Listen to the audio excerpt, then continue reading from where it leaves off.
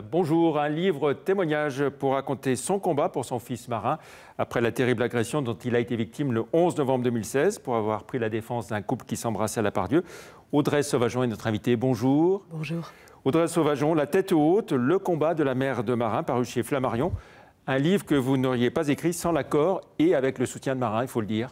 Tout à fait, ça m'était impossible parce que même si c'est mon livre, c'est intimement lié à ce qu'il a vécu lui. Vous ne vouliez pas non plus qu'il y ait un côté voyeurisme, hein, mais vous vous livrez aussi en toute franchise aussi sur la façon dont vous avez vécu ce drame avec le père de Marin, avec votre mari, vos deux filles, des moments de tension aussi. Des moments de tension, il était important pour moi de livrer ce qu'on avait vécu sans phare. Tout commence donc avec l'annonce de ce qui est arrivé à Marin. C'est Marin, c'est grave, vous dit votre mari.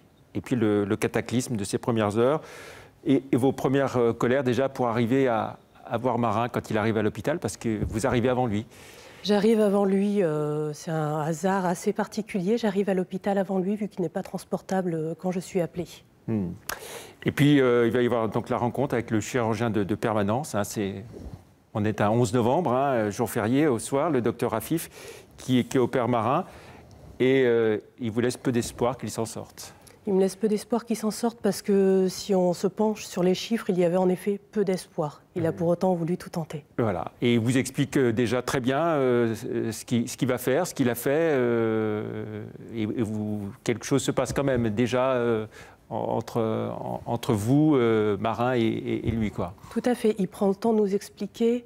Après, à ce moment-là, moi, j'ai juste envie qu'il se dépêche de rentrer au bloc et j'ai pas forcément envie de tout comprendre tout de suite. Voilà. Et vous trouvez que ça traîne, que ça va passer vite Quand on sait que chaque minute compte, tout est extrêmement précipité. Voilà. Notamment, vous racontez le transfert d'Édouard Herriot jusqu'à l'hôpital neurologique. Sur la longue avenue de la Cassagne. Très lentement, mais parce que voilà, la peur qu'il arrive encore quelque chose à Marin, s'il y a une secousse ou s'il y a... C'est ça. Oui. Et puis, la sortie du coma de Marin, ses premiers mots, mal, j'ai mal, hein, et puis aussi ces deux mots en latin, tempus fugit, surprenant. C'est surprenant. Alors, qu'ils disent qu'il est mal, oui, ça, on comprend bien. Oui, après, c'était une période assez confuse quand même pour lui, et lui ne garde pas souvenir de tout ça. Donc, on sentait bien qu'il y en avait un petit peu de tous les côtés, qu'il essayait de raccrocher les wagons péniblement. Mais ces deux mots de latin, voilà, le temps qui passe... On n'a jamais compris d'où ça venait. Mais il les a bien prononcés. Oui. Et puis, alors, un peu plus tard aussi, quand il s'énerve et qu'il dit « Non, mais c'est un vrai hall de gare, et ici, sans déconner », là, vous retrouvez le Marin que vous avez connu. Ce sont des bouffées d'air frais, de chaleur et de bonheur, des petits mots comme ça qui sont tellement importants pour nous. Oui. Et puis c'est un livre aussi pour raconter comment vous avez bataillé pour tenter également des thérapies différentes et accélérer le rétablissement de Marin. C'est ça, on n'avait plus rien à perdre et il fallait à tout prix tout tenter. On a essayé de tout mettre en œuvre. Et vous racontez donc les soins en Suisse et puis parfois donc les échanges tendus avec les soignants en France, hein, qui ne comprennent pas que vous ne restiez pas ici. Oui, ça concerne l'infime minorité des soignants. On a eu heureusement les trois quarts, les 9/10 des soignants qui ont été vraiment extrêmement dévoués à Marin. Après, oui, il y a eu des moments difficiles ou des moments dont on n'a pas besoin quand on traverse ça. La naissance de l'association, Marin, la tête haute. Non, la tête haute, je soutiens Marin, la page Facebook, et puis tous ces soutiens qui arrivent et qui vont prendre une ampleur impressionnante. Qui affluent, qui prennent une ampleur et qui continuent d'être présents tous les jours pour Marin. Vous évoquez aussi, bien sûr, ce moment très dur du procès, pour vous, pour Marin.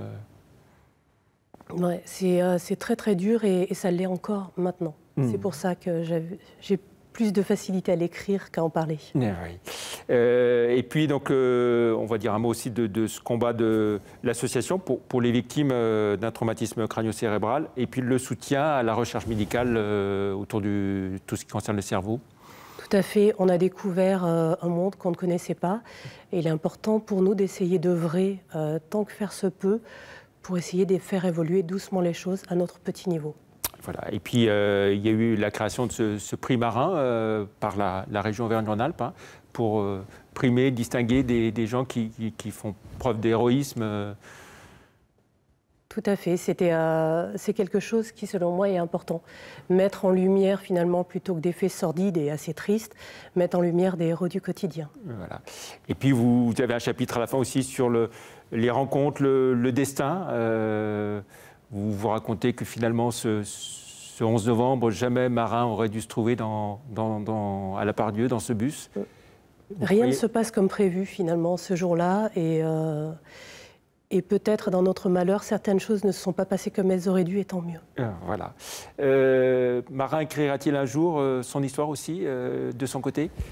C'est un exercice qui l'intéresse. Pour l'instant, il a vraiment du mal à se mettre à l'écriture. Peut-être un jour, oui. Et voilà. Merci beaucoup, Audrey Sauvageon. Donc, Audrey Sauvageon, La tête haute, le combat de la mer de Marin, paru chez Flammarion. Merci d'être venu. Et puis, on souhaite plein de bonnes choses pour Marin. Merci beaucoup. Et merci à vous. Au revoir.